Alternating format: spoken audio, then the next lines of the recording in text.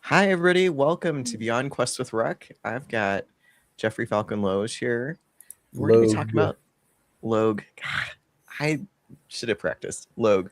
We're going to be talking about Bio Dungeon today on the show, and we'll give everybody a second or two to join up. Hey, Gary. Hey, Doug. Thanks for joining.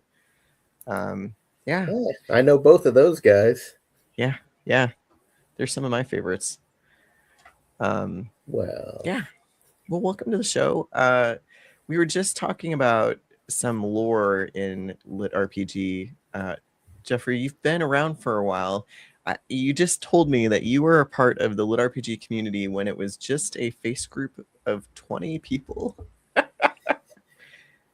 I might have exaggerated. It might have been under 100. I don't Yeah, exactly remember, but essentially it was just authors, right? Getting yeah, started. I like to call myself the youngest of the oldest. yeah, that's fair. Yeah, the youngest of the oldest. I love that. Yeah. Now gosh, it was such a different environment back then. Kindle was more friendly. Lit RPG was only a Russian term for the most part. One of my favorite books back then was Bathrobe Night by Charles Dean before he got into actual lit RPG stuff. Yeah, yeah, man. Yeah. Well, if you have been reading Lit RPG for a long time, tell us about one of your old favorites. All right, well, I have to bring up the legitimately one of the best ones, but also a pretty sad story to be honest. Uh let's see. It is the series is known as the Dragon's Wrath. Now, well, you can't see it very well Yeah. here, but there's only 3 books and you can't buy them anymore on Amazon because the author passed away Oh, real early in the days. But they were it when you think of lit RPG, it's what it is. It was in the game, but mostly took place in the game. It was a protagonist building up a village and a civilization and all that. It was a very fundamental type of story, and everybody really liked it. So it's just a shame that he passed away too soon. yeah. Couple of other ones off the top of my head that I still have on here because I didn't actually use Kindle Unlimited for a long time. Doug says Bathrobe Night was Mm-hmm. also a favorite of his, and is sad. He's sad about Brent Roth. Zectis by John Nest. That's another classic. Uh, Mind Forged by Michael Earl Scott. That was another one. American Kitsune is not that. A couple of other little ones in here, but it really wasn't a genre back then. It was more like a loose collection of similar ideas. Mm-hmm. I was wondering what that glow was. One moment. It's the window. Yeah, no problem. I thought that was the light source. Woo! But that was making me look like I had sunscreen on my nose. Well, Doug says there's that Slime Dungeon series that was maybe the second series I picked up. Yeah, that Yeah. was my first published series. I wrote that in November of 2015, but I didn't publish until 2016, right after my birthday. And that Yeah, completely changed my life. that's awesome. Well, let's dig into tonight. We're going to be talking about Bio Dungeon, and I'm excited to dig into it. We're both going to be at Jordan Con, and it's less than a week away, which is it's crazy. It's like It is. to get in a car and drive for 12 hours and like Wednesday. So, yeah, it's going to be wild. But I was super excited when you responded to my message to join the show. I'm a big fan of Dungeon Core books. The first book that I read was Dungeonborn by Dakota, and since then it's always been one of my favorite subgenres. I've read a lot of like Jonathan Brooks and you know, Dean's books and stuff. And it's wild that this is the first book of yours that I've read. I don't know. I don't know. You just kind of skipped around, on my Well, radar. I'm just not as good as advertising, and I'm also not a very fast writer, unfortunately. Yeah. Yeah. The some of the authors in this genre are putting out books so fast. It's wild. Like it's wild. Yeah, So yeah, I totally get that. Yeah. So, but we're going to be talking about Bio Dungeon. It's narrated by, was it Miles Malai? Is that how you pronounce his name? I don't actually know about that last name, but I believe he's Jonathan's go-to narrator. Yeah, yeah. And you can tell he's a pro. He did a great job with this, Mm-hmm. and yeah, yeah. As you can see on the screen, it's a 3-book omnibus right now. You can get on Kindle or on Audible, and it's nice. I picked it up. I picked up the omnibus. We're only going to talk about book 1 tonight, but I've definitely got book 2 and 3 queued, ready to go. So I've got a lot of driving to do in this week. So there's gonna be more Bio Dungeon in my ear. So I'm gonna set the scene for the book. So the main character is Marston Hardgrove. He's an orphan, and he gets in with a thieves' guide, and this job goes wrong. And part of his punishment for the bad job is they accidentally force feed him a dungeon core. And the guy's pretty hard up. He's got a bunch of diseases and some poison running around, and he's just like a hot mess. And the dungeon core has to kind of help him survive, like internally, bodily, because if Marston dies, the dungeon core also is going to like be done. So they've got this symbiotic relationship, at least in book 1. And yeah, it's just a completely different take on dungeon core, and I love it. So hey, Thomas, thanks for joining. So let's get into the question. So how would you like us to call you? Jeffrey, Jeff, Falcon, Mr. Biology? You can call me Jeffrey. You can call me Jeff. You can call me Falcon or Jeffrey Falcon Logue. Doesn't really matter. Most people just call me Jeffrey Falcon Logue, even though it's a mouthful, because it's unique, I guess. Yeah. Okay. They've got the 3-part alliteration. Well, I'll call you Jeff for tonight, just because it's easier. Yeah. But let's dig into the book. What on earth gave you the idea to do like a microbiology dungeon? I was a genetics major. Okay. Yeah. This book is very, like, you can learn something about how, people's immune systems work and how the biology of a person works. So I was hoping that you would say that it was based in some expertise that you've got or some research that you've done. Well, my freshman year, I tried some to be a programming major. It was not for me. I did not have the patience for it. So I was biology and genetics actually for most of my college time. And it was only after my book started doing well, I switched to creative writing. So your books started hitting while you were in college and working on your bachelor's? I wrote my first book during biochemistry. That's why, I mean, biochemistry could convince you to write a book on the side. I'll be honest. I've been told my whole life that I was going to go into science, and just somehow it wasn't meshing. So I was just getting sad, and I wrote just stories, and the stories did well, and I just turned that into success. Yeah, that's awesome. Yeah. Well, I'm glad you're here. I'm glad your story hit while you were in college and you're able to make that swap.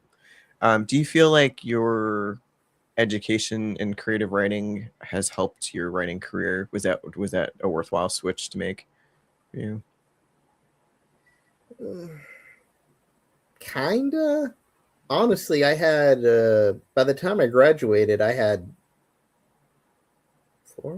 I'd published 4 books, and they'd done better. Now, mind you, I'm a better writer now, so I want to go back and fix stuff. But that's like that perfectionism that I have. Mm-hmm. But I at that point I kind of figured out how to do writing, but all I needed was just more practice, right? Just keep doing something over and over again, and you'll get good at it. Yeah, yeah, yeah. That's fair. I mean, I imagine that publishing 4 books while you're working on that degree was a lot more practice than maybe your cohort had. They were just thinking about starting their careers.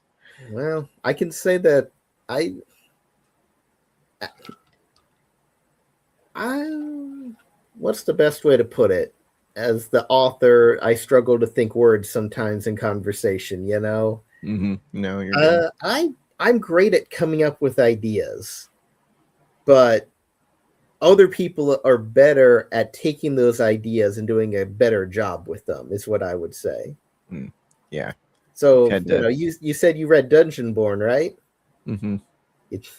Dakota was inspired by Slime Dungeon, but he says it before, he was inspired to write a better dungeon type story to do it. I mean, that's a thing though. Like, there's, you as a reader, you read books and you're like, I could, you just, like like hindsight's 50, Yeah. I mean, hey, yeah, I agree. Today I could write a better book than my first book. yeah. I mean, you want that. Yeah. Well, let's talk about the science of the book a little bit. So you said that you use some of your, genetics, microbiology background. Can you Mm-hmm. talk a little bit about how it's hard if you haven't read the book? It's hard to give you an idea. I mean, this is very much like a inner space, like the dungeon core, creates. You could think of Cells at Work, the anime. That's the best modern version of the concept. Mhm. Yeah, and the dungeon core is like releasing antibodies and stuff to attack infection and kind of exploring the body and taking control of it. So it's a lot of fun. Yeah, I'm a little nervous about where it's going. The first book is called Symbiote. I think, Oh.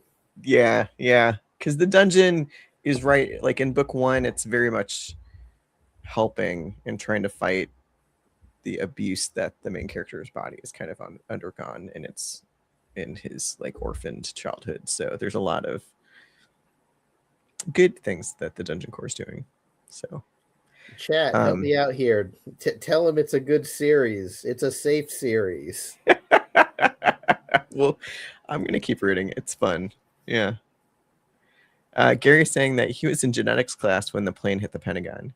Gary, this is one of those instances where we definitely are the same. I was rollerblading to my economics class. I was in college too, but yeah. All right, so the point of view flips between Marston, our human main character, in the dungeon core. What made you decide to flip between the two POVs instead of just sticking to the dungeon or sticking to Marston? To answer Thomas real quick, while I am aware of genetic manipulation and CRISPR, I didn't want to go too complicated into what essentially was beginner's immunology. Uh, Maybe eventually, if with the ideas I've thought about for book 4, but going back to what you've asked about, Mm-hmm. um, and I already forgot what you asked about. Yeah, so point of view, why were you flipping between two? Why not just go all in one of them? So that actually was less a part of the story and more a part of how Jonathan and I actually wrote it. Mm-hmm. So neither of us had ever co-written a book before. So what actually happened was I wrote the first 10 parts, not chapters necessarily, but the 10 parts from Progen's point of view, the dungeon core, and he wrote the first 10 chapters from Marston's point of view, and then we switched. And then Okay. I wrote the rest of the Marston story, and he wrote the rest of the Progen story. Okay. I mean that we were going to get to that question of how you and Jonathan work together on this one. Yeah. It just related to this particular question. And so did you just kind of thread those chapters together? I mean, most of the book, we pretty much wrote the together. Yeah. So this is when the first book went really quickly. I think we knocked it out in 20 days, just us two working together, which is crazy. But in the second, the third one especially took the longest because trying to wrap up all the threads back together again. In fact, for the third one, I just wrote Marston and he just wrote Progen. We didn't do a switcheroo for that one in particular because we basically wanted to finish the story. And he had to wait on me a little bit because I got a little more into the, without spoiling anything, political intrigue, right? The human relationship aspect of things, which I was very happy with. But he had to wait for me so he could write what like his reactions to what's going on with Marston. And then I had to write Marston's reaction with Progen stuff. But it was all around my favorite experience co-writing. And honestly, if the chance ever came up again, I'd love to co-write with him again. If he could stand me, I suppose. I was going to ask if you'd co-written with Jonathan again since then.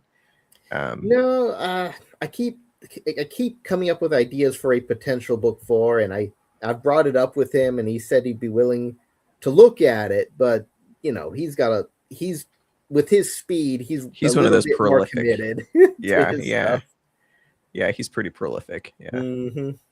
I think at the last con we had this joke that like Jonathan Brooks could like the dungeon core subgenre of lit RPG. He's like owns all of it. Well, not all of it yet, but yeah, he's working on it. Yeah. He's working on it. I mean, he's certainly already come up with. He's already done well ideas I've thought of but hadn't touched yet. I've still got a couple up my sleeve we can talk about later. Yeah.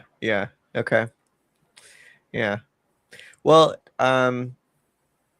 let's go back to the book for a little bit. So you did a great job of making Marston sick. And having the background of the character that goes along with that. But now that you're saying it, I guess Marston's background is actually Jonathan's work, right? You were the dungeon to start with, or had you kind of solidified what those storylines were going to be? We kind of had like a shared Word document, like a Bible to go back and forth with. And because Bio Dungeon takes place in the Slime Dungeon universe, which is my universe, I actually went back when we were done and I edited the whole book to make it more cohesive together. But all of the base ideas from Marston were from him. Gotcha. Just some details, for instance, I don't think he came up with the last name, or rather it was just Marston in the document, and we came up with the last name later. Yeah. And we made the last name significant. You did finish the first book, right? I did, yes. Right. Yeah. So you're aware of some of the shenanigans with the house stuff that he broke into. Yeah. I don't know if Chad is aware of things, but the break-in itself, I actually changed a couple of things so that the setting of the house made more sense later. That makes sense. But then think about, the rest of the book with Progen, that was all him.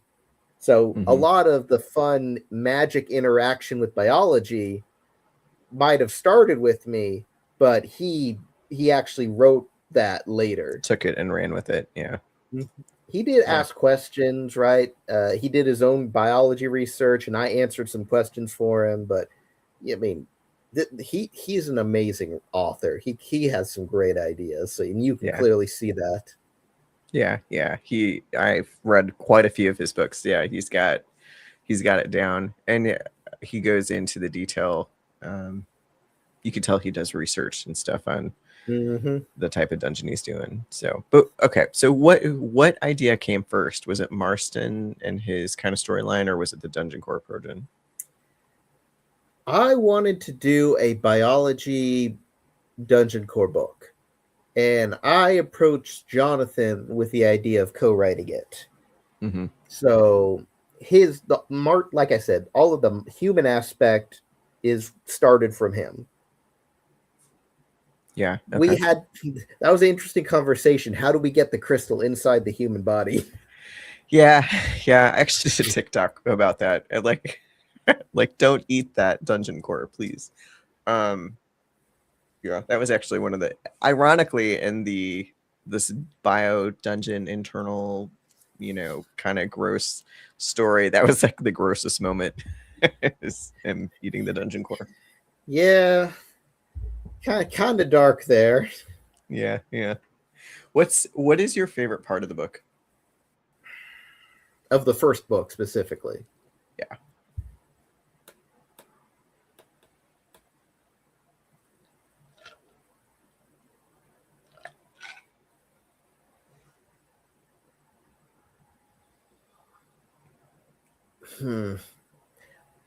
If I had to say one, it's his first reader viewed interaction with the baker's daughter.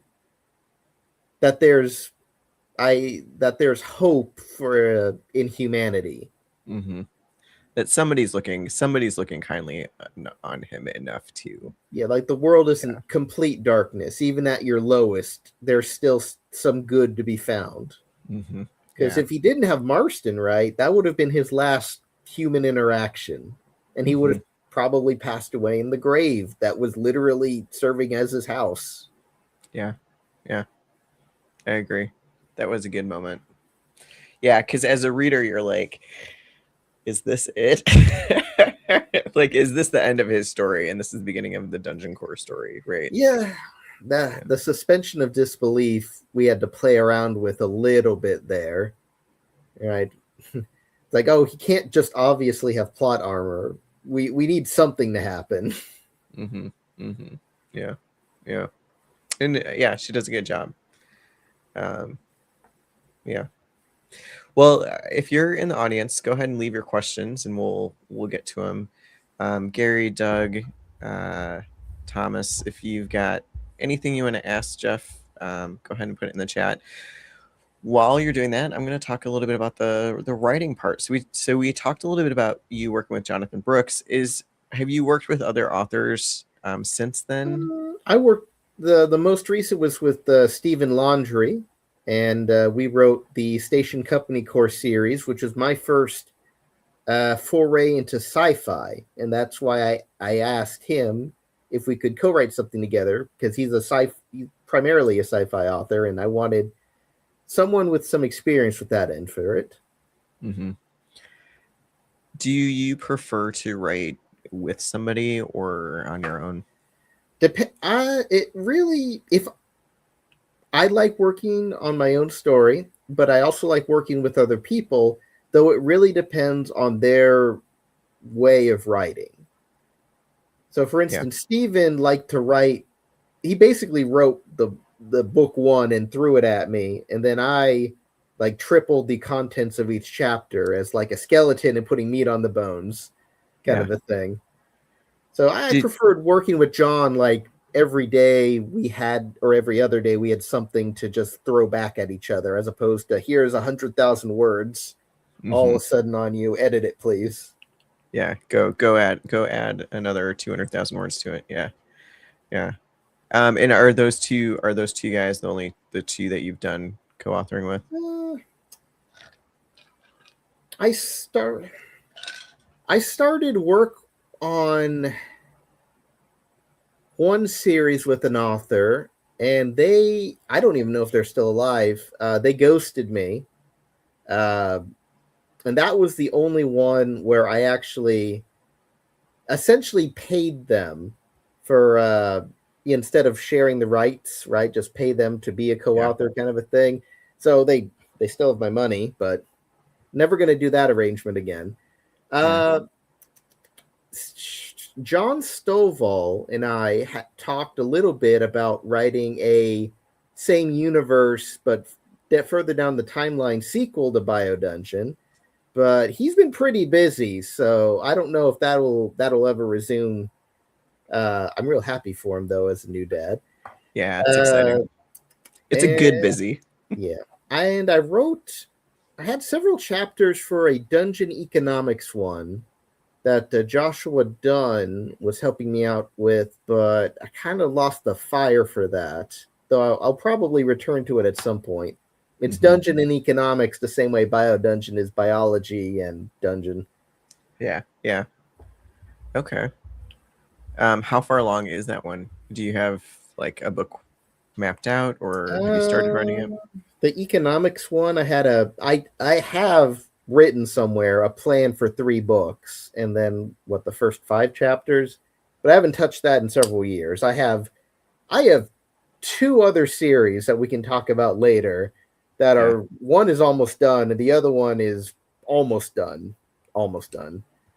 So those are definitely more interesting. Yeah, that's fair. All right, well, we got a question for Doug. When approaching a dungeon core story, do you develop the system or the character core personality first? My preference is the idea first. So neither the system or the characters. So for instance, with Bio Dungeon, it was I want to write a dungeon story with biology essentially. And that I played around a little bit with the idea.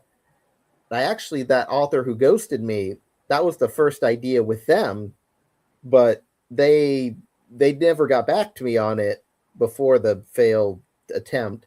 So I just sort of played around with the idea and I nursed it and eventually talked to Jonathan about it. And we came up with the story together.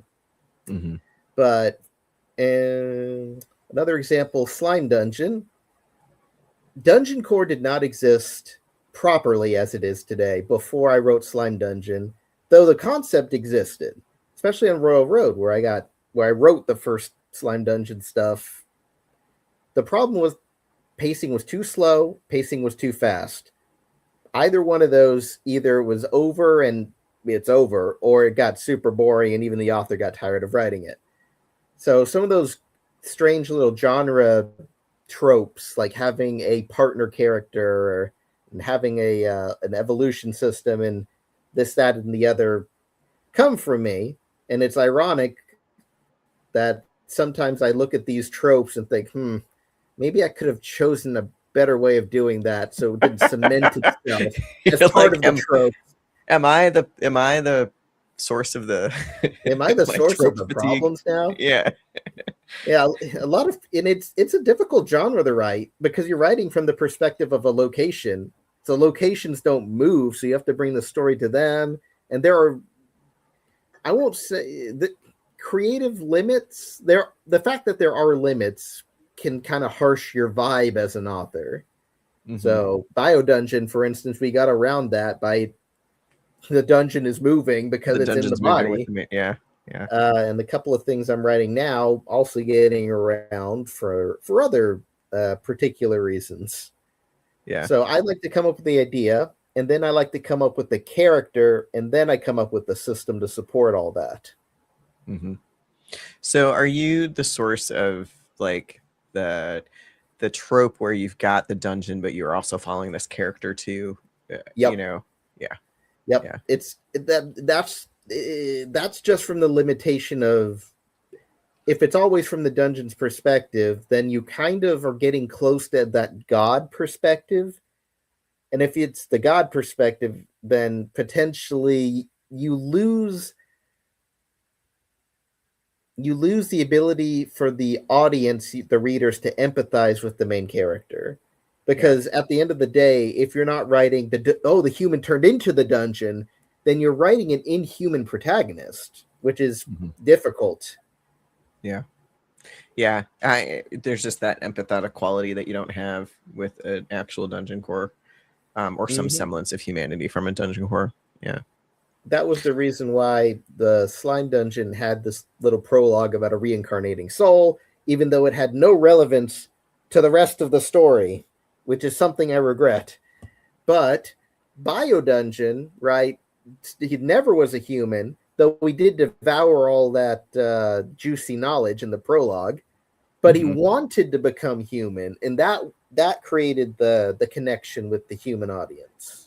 And I think there's enough of Marston, at least in book 1 too, where you're like connecting with a human through his host too, which is nice. Yeah. Otherwise, it would be very kind of like logically, like a logic problem of like, well, how do I keep this human alive? Like if it was just the dungeon perspective, it would be a Mm-hmm. little bit more one-dimensional. Yeah. Doug says dungeons got a dungeon. Yeah. What do you mean? What do you mean you want to eat your entire group of friends? Yeah. Yeah, pretty And much. then Thomas, what's the story of Falcon? It's a band name. I was in high school band. It's not really there's not anything particular interesting about that. I just chose Jeffrey Falcon Logue. I wanted to actually just be Falcon, but my parents, while I was still in college, said, "Oh no, pseudonym! Don't do a pseudonym, because it'll affect all your legal documents and this, that, and the other." So, ironically, some authors I talk to who use their pseudonyms do complain sometimes that you have a pseudonym. So I don't know if I dodged a bullet or bit the bullet. Yeah, I write under a pseudonym and stuff, and I Really, don't know. that It you does aren't named complicate things a Reck? little bit. It's not crazy though. Yeah. What was that? Really, you're not named Reck?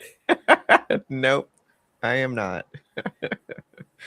Although there's like I'll go for like a week, and everybody like the only way somebody talks to me is by Reck. So at this point, but all right. So you've written a few Dungeon Core books. When I did quick research, it was like Slime Dungeon, Dungeon Wars, Bio Dungeon.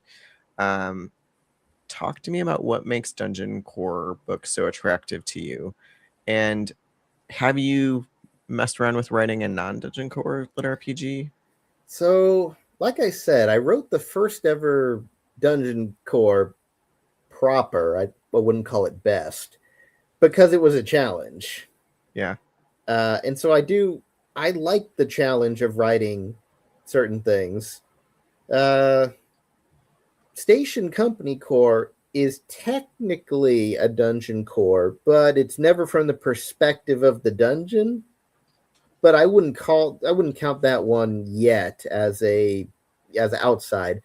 Rather to say of the two series I have under construction right now, one of them is a dark urban fantasy. It has nothing to do with dungeons. Hey.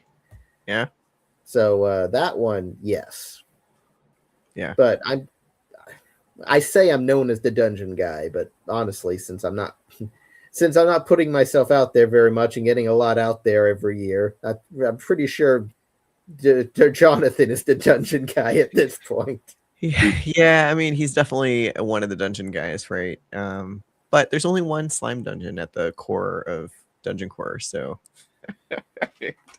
don't count yourself out. I still get the reviews accusing me of plagiarizing dungeon porn. It's like, well, come on, guys, read the publication dates. Yeah, come on, let's look a little bit closer. Yeah. Okay, so you've got a game design background too. You Nope. want to talk about? No. Okay. Nope. So the game design background came after the books. Okay. How did that come about? I wanted to make a video game and got in over my head. Okay. Yeah. It's a lot of people.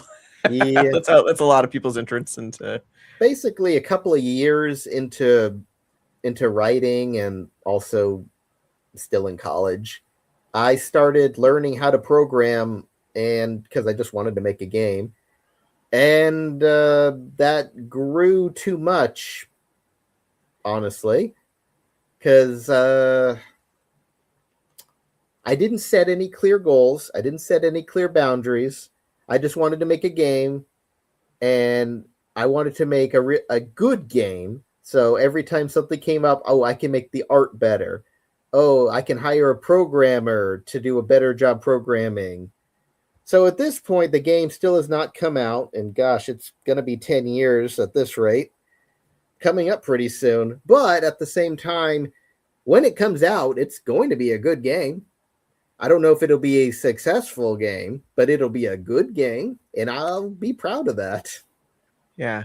Do you have like a plan for it to come out, like a time range, or is it still kind of nebulous question mark? Technically, it was supposed to be last year, but that's more that because the game has taken so long to make, and because it's gone through several different programmers, some of that code is old. Yeah. And the game engine updates. So some of that old code no longer works. So I had to spend pretty much all of last year going through 100 megabytes worth of a game code with my new programmer, who is amazing, and has done such a wonderful job cleaning up all of this code and still adding some new stuff in there. Yeah. It's cleaned up. There's actual notes that this code does this in there now. But yeah, it was there was so many redundant crap in there too. It's like, what? This is the same file. Why does it have two different names? So tell us a little bit about your game. Is it a lit RPG sort, or It is. It's a slime Metroidvania where the slime can evolve new abilities. sounds fun? Is it like a scroller then? It's a 2D pixel art game. Mm-hmm. Actually, I've picked up skills in pixel art and programming and game design. These are all skills I might not ever use again in my life, but Hey, I mean, life is an exploration. It's not always about the reusability of stuff. Piano's on, and she's listening. She's interested in this game. She's a big gamer, so I do have I have a demo. It's not at this point I could put out a better demo. But there is a demo on Steam right now. If you want to just give it a quick look. okay. What's the name of it? We'll pop it in the Slime Evo. Slime colon Evo. Okay, yeah. So go check it out, you guys, and yeah, I'll have to go check it out and see myself. Yeah. Yeah. At this point, I'm probably by the end of summer. I'll be putting out a updated version of the demo. Because right now, finally, the code is almost completely cleaned up, and we are playing around with all the new enemy animations that I've had for 3 years, and I haven't been able to actually add to the game because of the mess. So all sorts of just fun interactions that I'm just super happy to finally have in the game, because I had an amazing pixel artist, and then Russia invaded her country. Yeah. I also lost 2 programmers to COVID, so I actually haven't had the best of luck. It hasn't all been. Yeah. Yeah. Well, I mean, losing programmers to COVID, though, I mean, Biodungeon came out right during COVID, right? So are we sure this wasn't like a dungeon not outbreak? Intended. We were already writing that. We were thinking about it in January, and by the time the end of March came out, and people were starting to notice that it was a problem. Yeah. On the bright side, we had a lot of time to write. I'm pretty sure Jonathan just got into a good habit for writing because of COVID. Do you think COVID helped or harmed your like success of the story?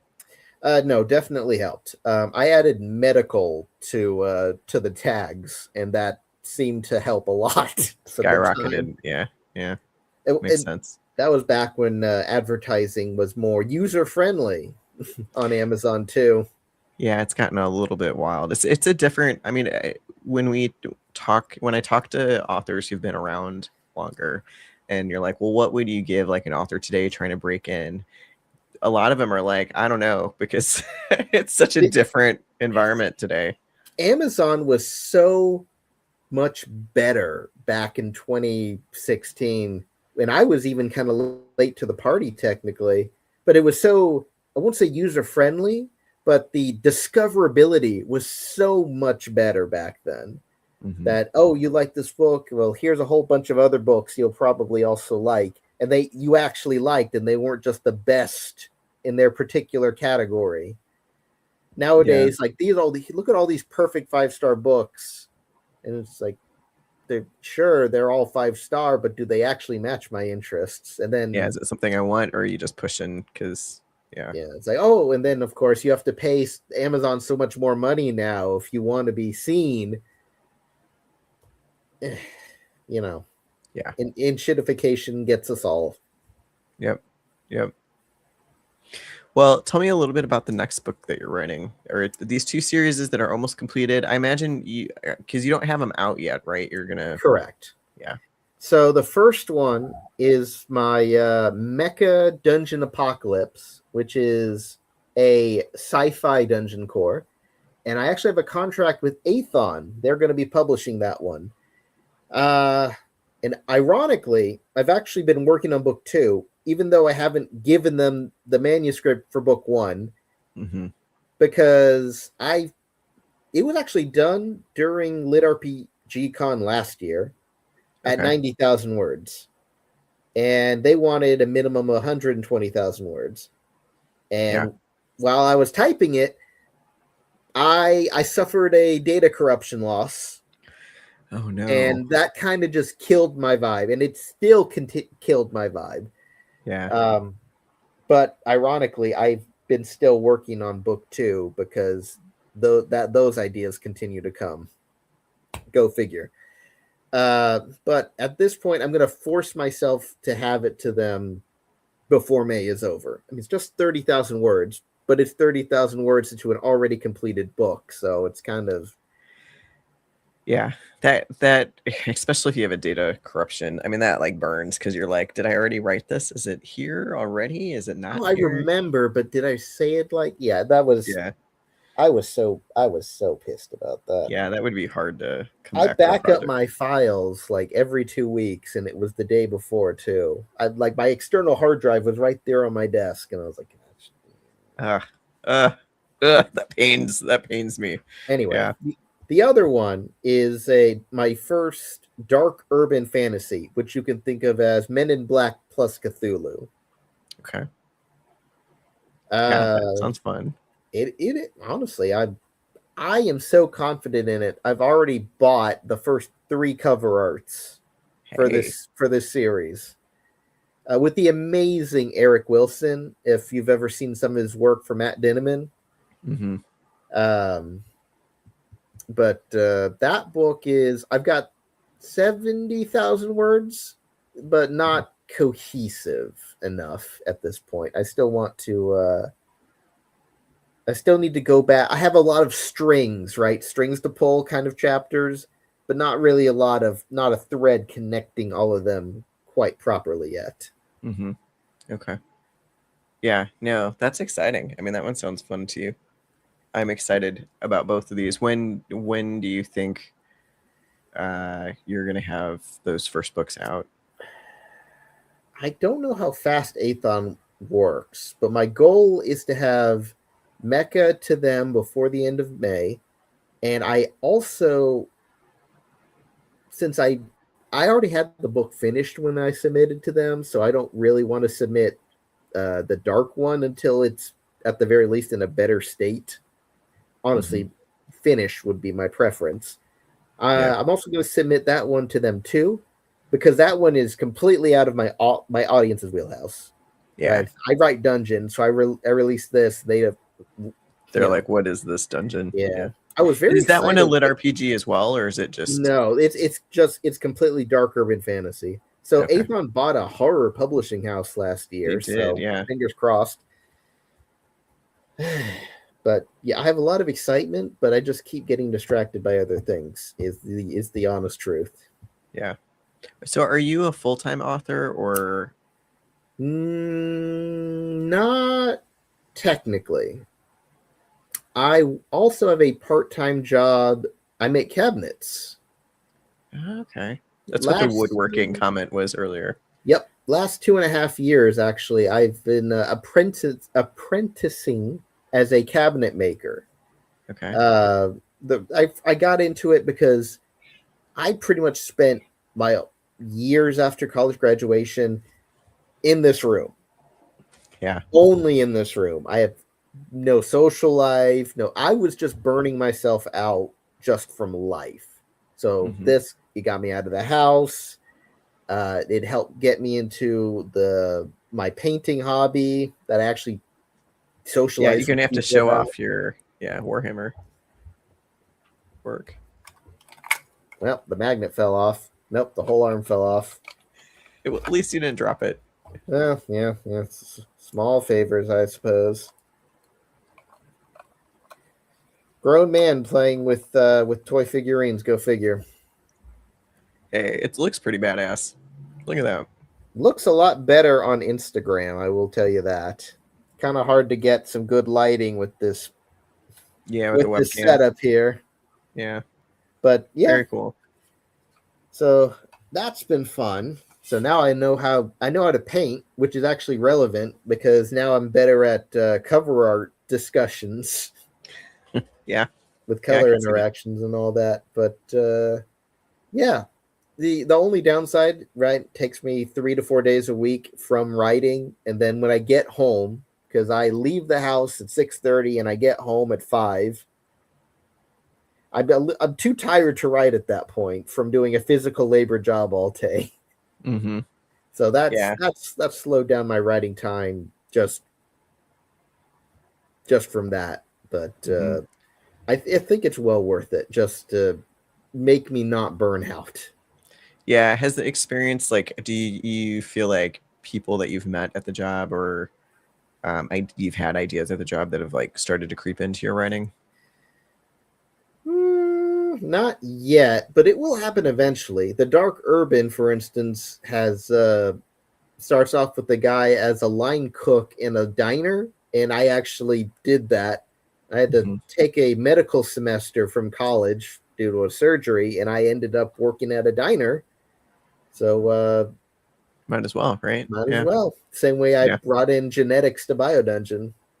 I always say that, you know, when people are like, "Oh, how much of like you is in your books?" I'm like, you know, so much more than you would expect. But it's not like, oh, that character is me or whatever. It's like all these like little bits and bobs of, you know, one of my books, my main character starts off as a dishwasher at a tavern, and I definitely had that job at a nursing home. Me too. Yeah, right. You know, so yeah. Hi, Allie. Yeah. If you've got any questions, hey, thanks for joining, Allie. Good to see you, BJ, that you're back. If you got any questions for Jeff, let me know and we'll get to him. Oh, hey, Laura. Okay, that's fair. It's hard to keep track of everybody's names. But so Jeff, you know, it sounds like your writing slowed down a little bit in this last couple of years with you taking on that cabinet job, but you still write, I mean, 20 books in like 7-ish years. That's still a pretty good pace. What is your normal structure of writing? How do you keep yourself on it and producing? So I tend to be an all or nothing kind of a dude. You're like, I write those books in 20 days. Or I mean, I can write 100,000 word novel in a month if I have the interest and if I have the time. Mm-hmm. Which is the trickiest thing. But there are other times where I can spend a month and I don't write a single thing. So that's my main problem is finding a good middle ground and it's the same thing with the painting stuff too, right? Spend all day painting a model where you could also spend 30 minutes a day painting just the one color, just a little bit, and you'd probably get more done on the long run. Mm-hmm. Same thing as stocks or anything else like that. Yeah. It is hard. It's the focus management that gets a lot of us, right? How to stay focused, how to control your focus, how to be consistent in it. It's a challenge. Yeah. I mean, I've had books where I get out of bed at 5 a.m. and I type until lunch. And then I go right back to it and I type until 6. So, yeah, it'd be nice if I could just get that middle ground, like I said. Yeah. My I always I haven't had this experience since, but I wrote a cozy fantasy, and I was procrastinating on another book, and I wrote that book in like 3 weeks, cover to I fell asleep typing twice. Like I've never had this experience since, and I'm like, like if I could just capture that and do that all the time, I could write 20 books in a month and in a year, much, you know. But yeah, no, just doesn't happen.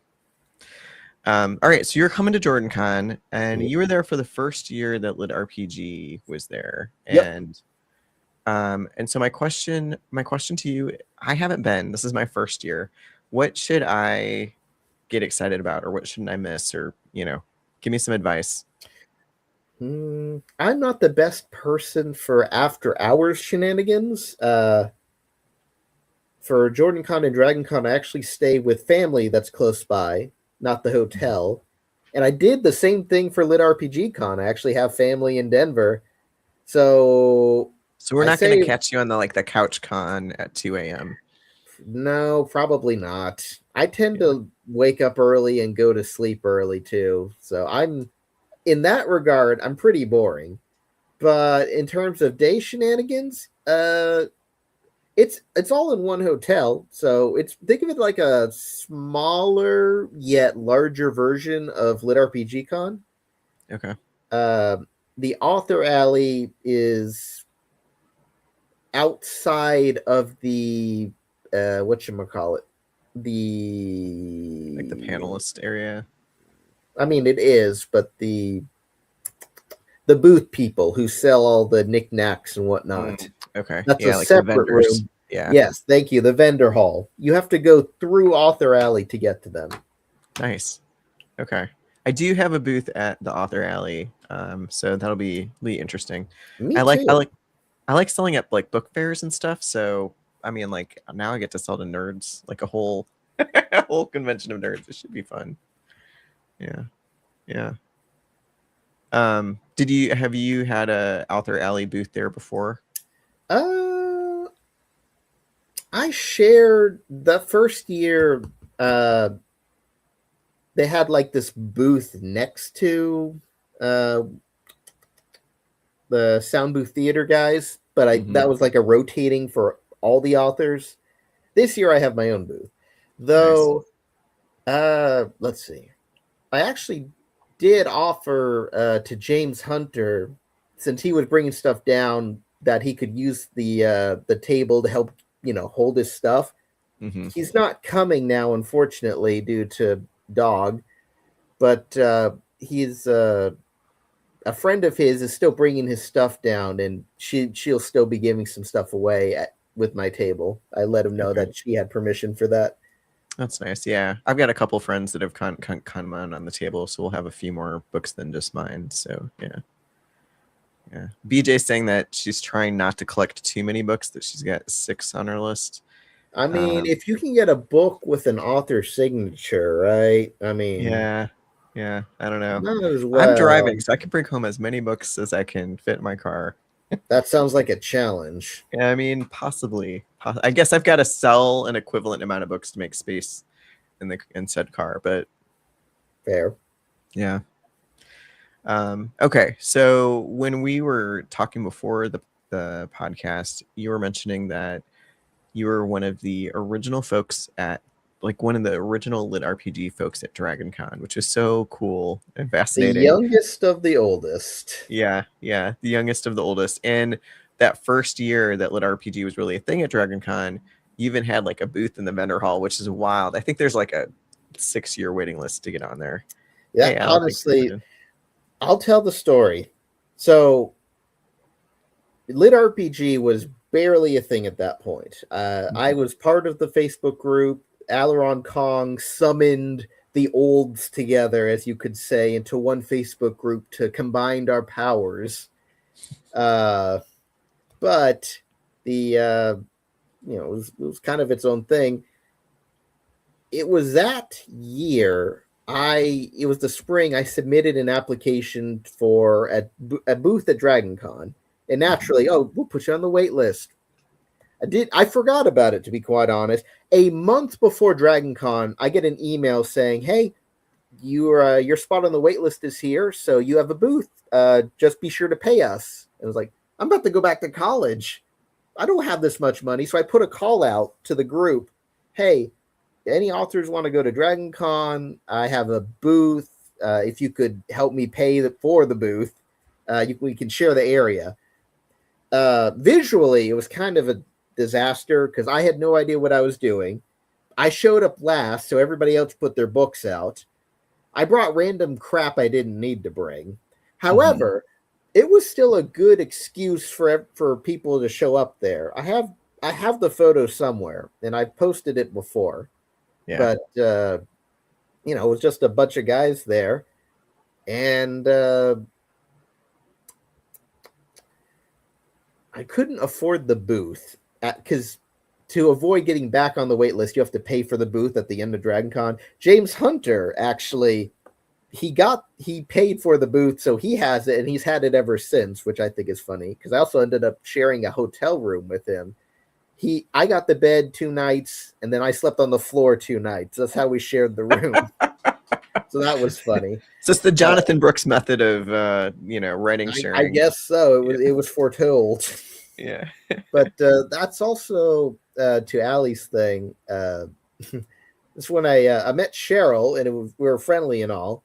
Uh, but it wasn't until the third year. The second year, I actually shared the booth again with James.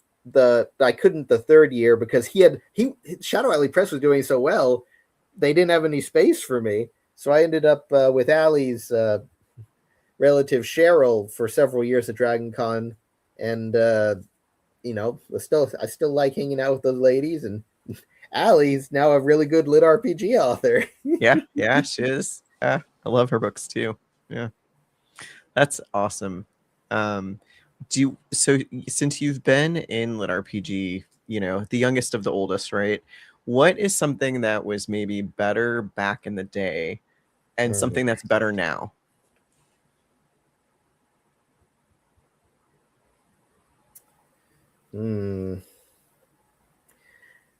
I'd say back in the day, every author had their shtick.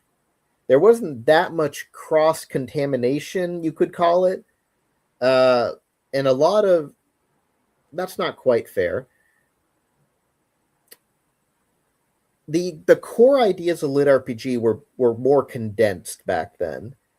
So, for instance, a lot of the first stuff took place within a video game, for instance, because that Yeah. was kind of the thing right back then. That Sword was the Art entry into the Online world. Yeah. was the thing. Blaze had a portal fantasy essentially. I had dungeons. Travis Bagwell had Awaken Online. Aileron had his series, of course. Mm-hmm. But it was only as more authors started entering, right? Like Dakota followed me up with Dungeons, and then he took that to places all over the place. And Yeah. he's not a dungeon guy anymore. He's just a good author at this point.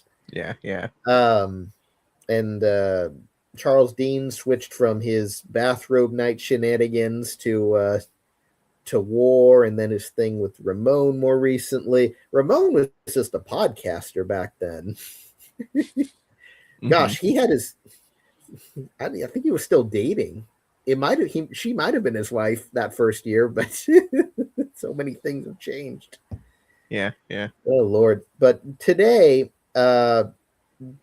honestly, it's such a large fandom now, and it's nice because it's a friendly, inclusive fandom.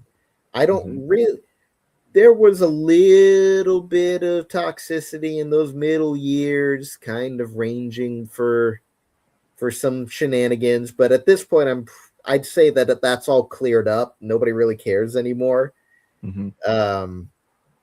The groups are all united once again, and everybody's working hard to make the best stuff possible. Matt Dinneman, of course, leading the way. If anything, hopefully he just raises all the boats with that. But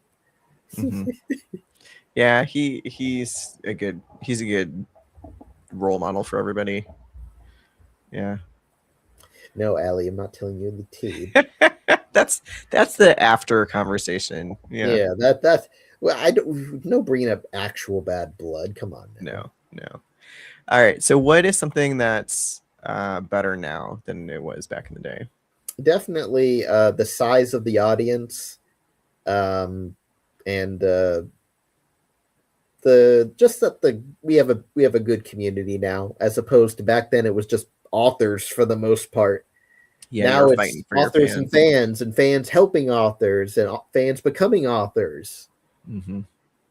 Yeah, there's a lot of cross contamination. And my joke at Lit RPG Con last year was I would go up to a group of people, and inevitably every fan I met was also had an idea for a Lit RPG they were writing. So I just started coming up and be like, "So tell me about the Lit RPG that you're writing," because That's my favorite convention I've ever gone to. It really felt like everybody was just one big family. It did, yeah, yeah. So that brings me to my next question: where are you going to be at this year? Obviously, Jordan Con. Jordan Con, and then Lit RPG Con and Dragon Con. And those are kind of the ones I go to. Mm-hmm. Half of the reason is I always forget / never know when to apply to other conventions. And the other one is honestly just going to Denver by myself, right? Not with a family vacation or anything, is really, God, I was so nervous last year.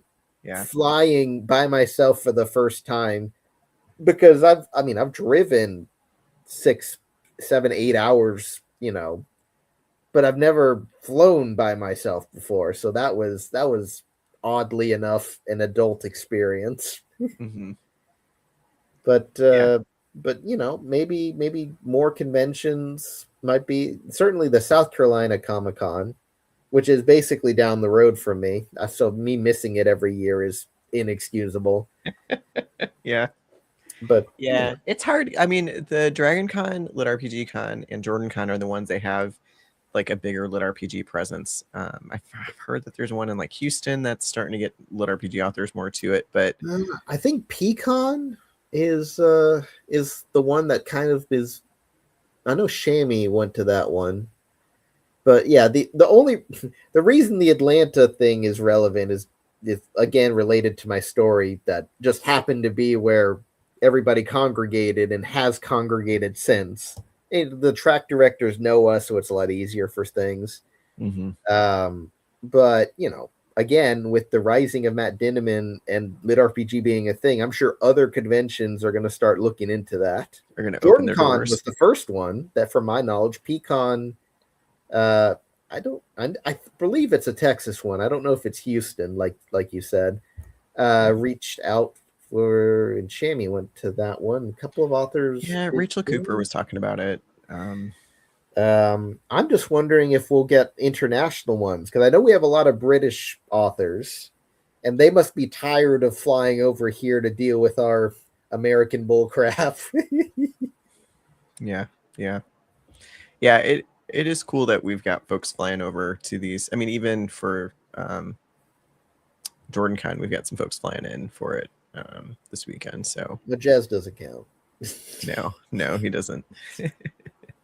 I heard Brian Norton's coming, and nice to AP see him Beswick's again. coming. So yeah, we got a couple people. Yeah. All right. So if you are all listening to all the podcasts tonight, I think Jay Krause is starting up right now with Richie on Richie's Guild. I've got a couple last questions for Jeffrey, and then we'll be wrapped up. And then I'll hopefully see you guys on at 9:30 Eastern to talk to Rose. I'm excited to get her on the show, and a little bit later since she's out west. But it'll be a good conversation. Or right. in 4 days. Yeah. I'm excited just to see everybody in person. It's exciting. I've got one last podcast tomorrow night with Hunter Mythos. We'll be diving into Rogue Ascension, which is a lot of fun as well. So hopefully I'll see you guys there or at Jordan Con. Jeffrey, we've talked about where you're going to be at this year. We've talked about your next book's coming out. Where should we find you if we're a fan? I'm a fan. So where should I follow you? Patreon, Facebook, Instagram? You can follow me on Facebook. Either, if I've never met you, I won't accept a friend request. But the Dungeon Core Facebook group is public. It's not as active anymore. I just haven't been putting a lot of effort into it, unfortunately. Yeah. And then on Instagram, I am actually under the Orcperium, and I have a bunch of the models I've been painting on there. Okay, so that's where we can see your model work. That's where the model work is. I have a Patreon, but I don't use it. So unless you want to just give me money, which I appreciate, don't really worry about it. Yeah. And yeah, just hopefully I can get back into a better swing of things. But you can find all my books on Amazon. You can find the audiobook versions on Audible. Yeah, and Yeah. hopefully more stuff to come this year. Yeah, and everybody go pick up Bio Dungeon. It's an omnibus, so you can get all 3 books for a credit on Audible, or you can get them. I'm actually gonna.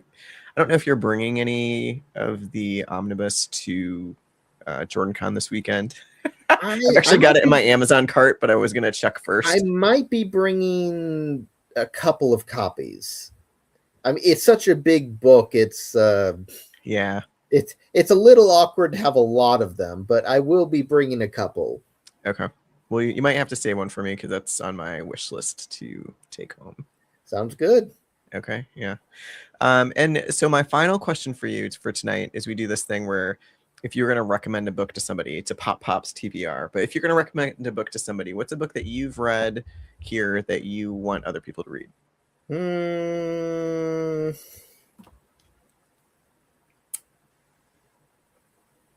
Poor Man's Fight. Okay.